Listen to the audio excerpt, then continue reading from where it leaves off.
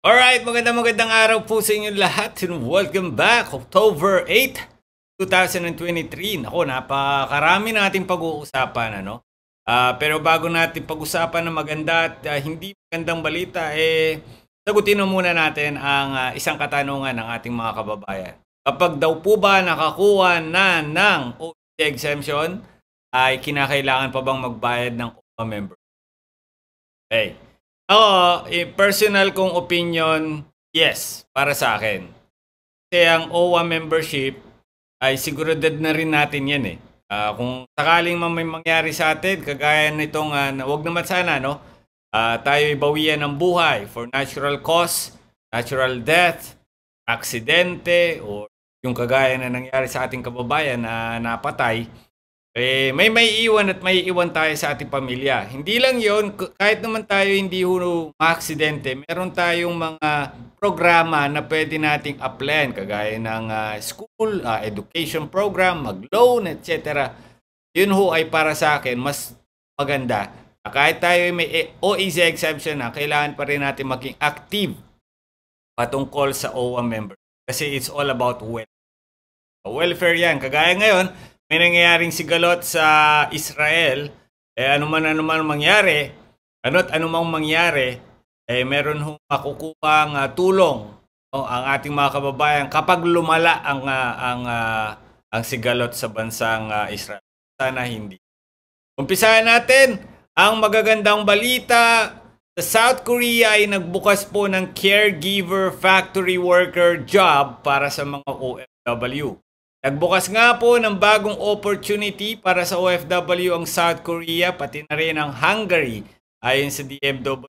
Patay po sa ulat nitong Webes, sinabi ni DMW OIC Hans Kakdak, nisimulan na ng South Korea at Pilipinas ang pagtalakay sa pagpapalawig ng employment permit system para sa mga OFW na nais magtrabaho sa South Korea, paglikha ng bilateral labor agreement.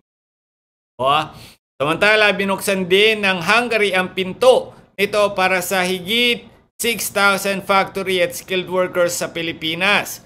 Sinabi ni Kakdak na makakatanggap ang mga OFW na magtatrabaho sa parehong bansa ng akmang sahod at benepisyo at sapat na proteksyon alinsunod sa napagkasunduan ng kanilang kontrata. Pero, wag kayong papatol sa mga illegal recruitment, lalo na sa mga social media. Ganun, huwag yung iwasan nyo po.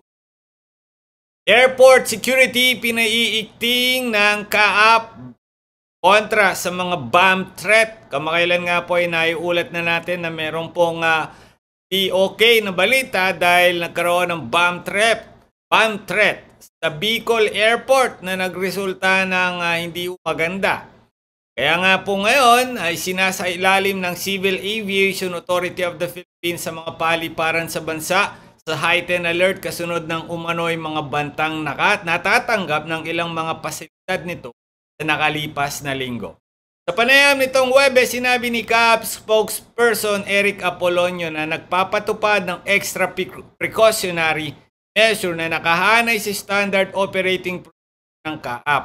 Kasunod ang anunsyo ang pagkakatuklas ng anumay bomb threat sa maiksing sulat na sa palikuran ng isang eroplano sa Bicol International Airport nitong Miyerkules na nakaabala sa operasyon. Kaya po ngayon, mga OFW,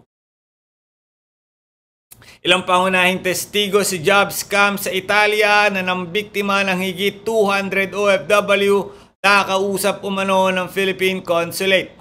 Na-interview ng Konsulado ng Pilipinas sa Milan ang ilang pangunahing testigo sa job scam na nambibiktima ng mahigit 200 OFW. Ayon sa DFA, ang pangalan ng mga testigo ay nagamit sa pag-aayos ng work permit application.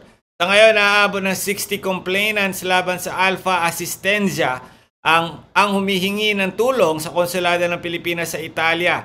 Dahil sa nadagdagan ng mga biktima, lumobo pa ang bilang ng mga individual na nabiktima ng scam, 221.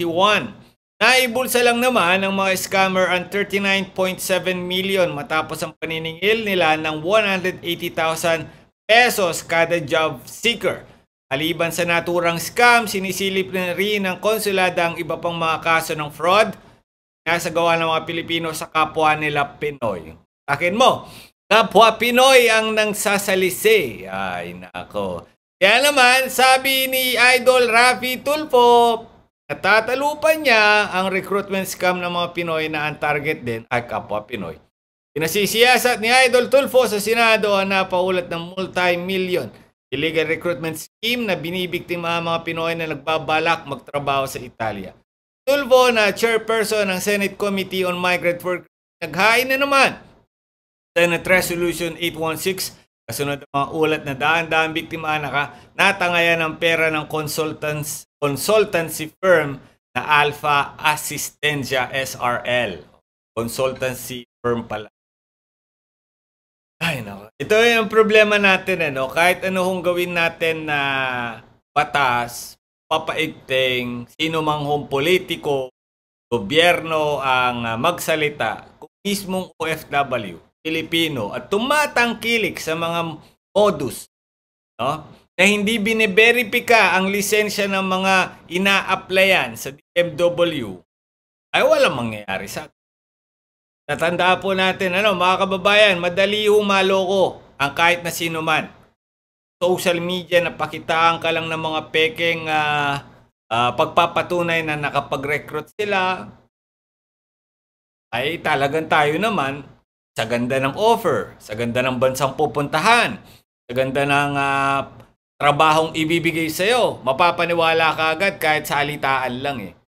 Pero ano bang maidudulot ng solusyon itong hinain ni Senator Raffy Tulfo na 816 Senate Resolution sa ating mga OFW kung mismo ang OFW ay mapatol sa mga ganito? Ayon po, nagbayad sila sa Alpha Assistencia na hindi bababa ng 2,500 euro, higit kumulang 120,000. Habang ang ilan sa kanila ay umamin na nagbayad ng kabuuang 5,700 euros, no?